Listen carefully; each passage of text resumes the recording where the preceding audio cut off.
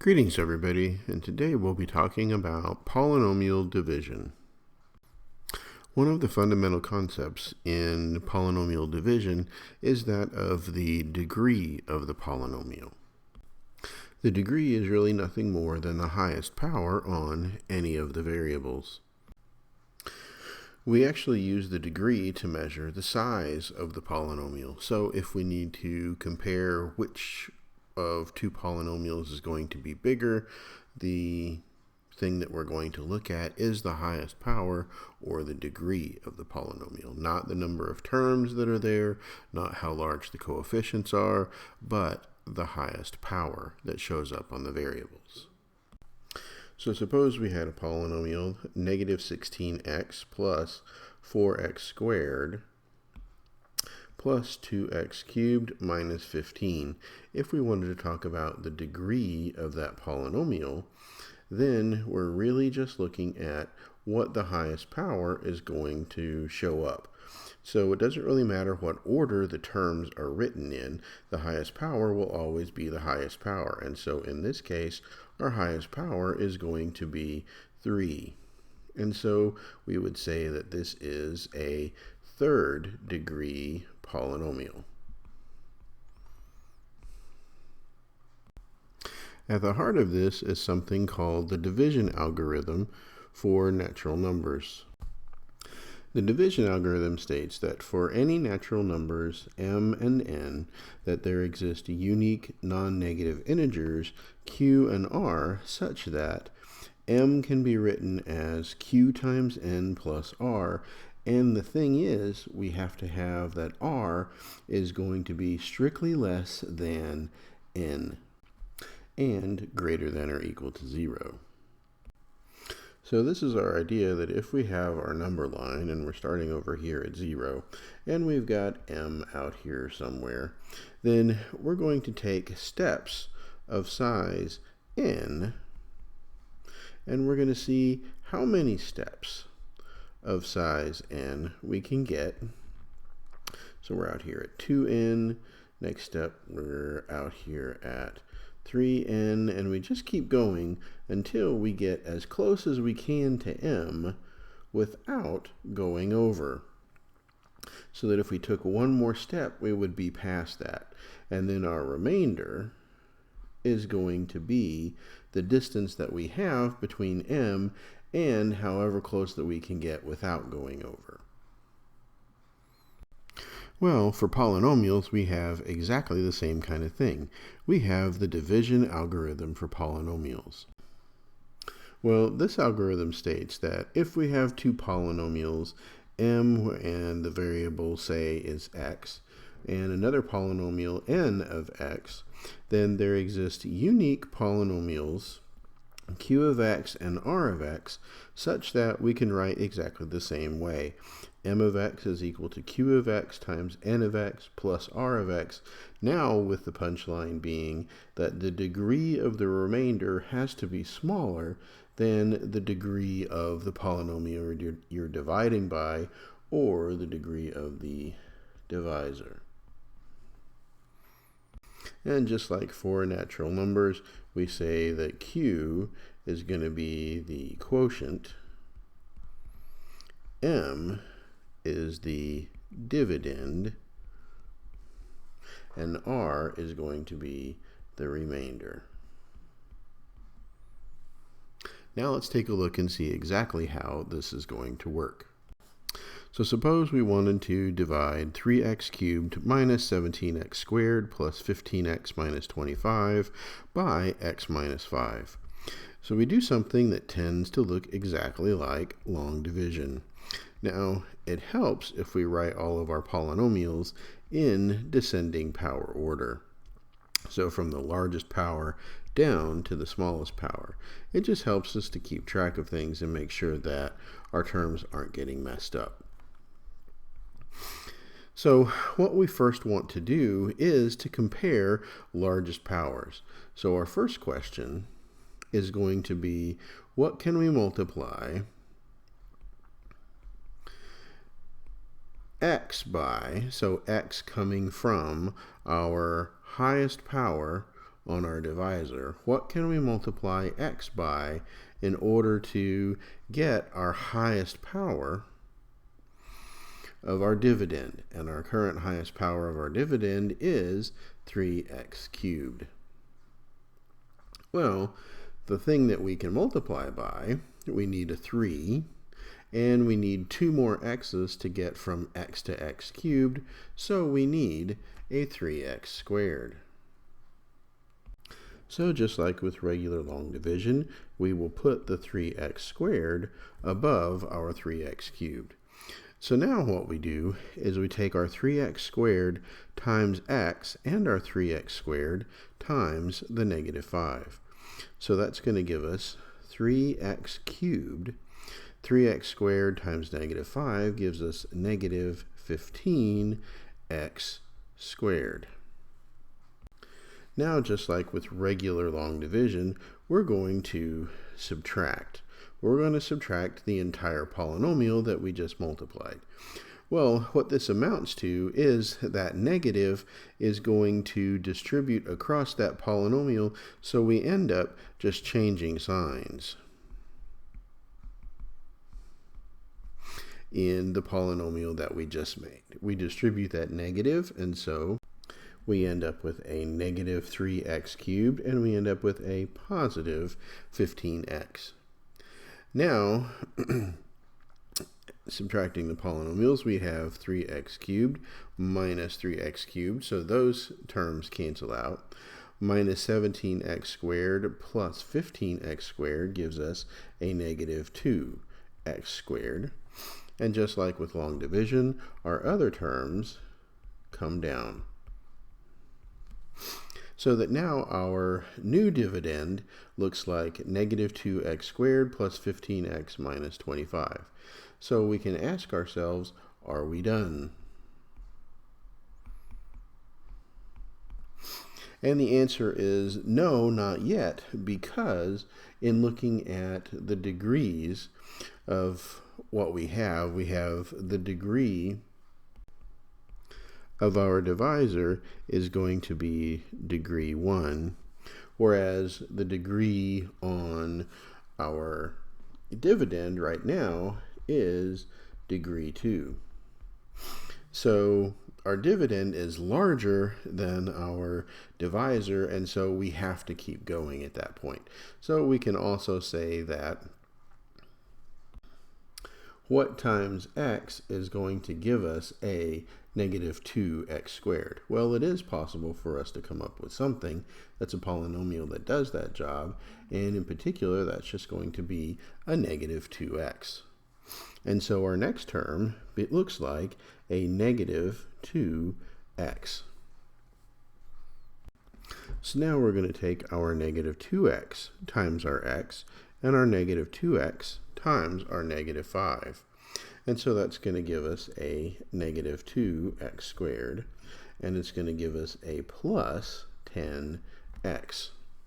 Now, just as before, we changed the signs because we were subtracting. We're going to change the signs again on this row because we're subtracting. And so if we change our signs, now we have a plus 2x squared and a minus 10x. So now we can just add our polynomials together, so we get a minus 2x squared plus 2x squared. Those terms cancel out. We have a plus 15x minus 10x, which gives us a 5x, and now our minus 25 comes down. So now we do the same thing and ask, are we finished? Well, for our divisor, we have degree 1. For our dividend, we have degree 1. So our degrees are going to be the same size. Well, we want the degree of what's left over to be smaller than 1, so we can still keep going. And we can ask what times x is going to give us 5x. Now, in this case, well, the answer is just 5. So we add on another 5. And yet again, we take the 5 times the x, and we take the 5 times the 5, so that we get a 5x minus 25.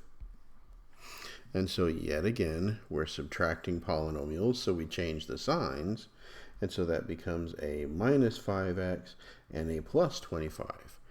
Now, when we add them together, lo and behold, all of our terms cancel out, and we get 0. Now, 0 as a polynomial has degree 0, because it's just a number, and our divisor has degree 1, so our remainder is smaller than our divisor, and so we know at this point we are done. And so because we have a remainder of 0, our answer is really just 3x squared minus 2x plus 5. Now, if we wanted to check that this was right, we can just check to see what we want to obtain is 3x cubed minus 17x squared plus 15x minus 25. Is that going to be equal to our x minus 5 times what we think our answer is? Our answer, 3x squared minus 2x plus 5. And so how we can check that answer? We just multiply polynomials. So we can distribute our x, we can distribute our 5, so we end up with terms 3x cubed minus 2x squared plus 5x, and then minus 5 times all of those terms, we have a minus 15x squared plus a 10x, and then minus 25. And then finally, combining like terms, we have like terms, x squared and x squared, 5x and 10x, and so we have 3x cubed minus 2 minus 15 is minus 17x squared, plus 5x plus 10x gives us plus 15x, and minus 25. And sure enough, when we multiply that out, we get exactly what we needed to get. So we have done the answer, we have done the problem correctly. So now let's suppose that we want to divide 6x cubed plus x squared minus 10x minus 3 by 2x squared plus 3x minus 1. Well, again, writing all of our polynomials in descending power order, we have our divisor, 2x squared plus 3x minus 1, and we want to divide that into 6x cubed plus x squared minus 10x minus 3. And so again, comparing highest powers, we have what times 2x squared is going to give us 6x cubed. And for that, we need a 3x. So 3 times 2 gives us the 6. X times x squared gives us the x cubed. And so we're able to multiply. 3x times 2x squared gives us 6x cubed. 3x times our 3x gives us a plus 9x squared. And then our 3x times the minus 1 gives us a minus 3x. Now, just like before, we go through and we change the signs because we're really subtracting polynomials.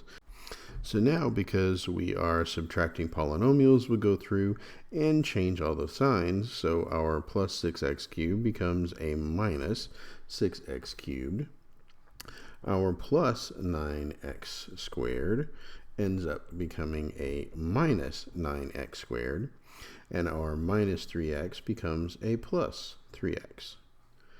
Now we can add those a little easier. So we have our 6x cubes cancel out.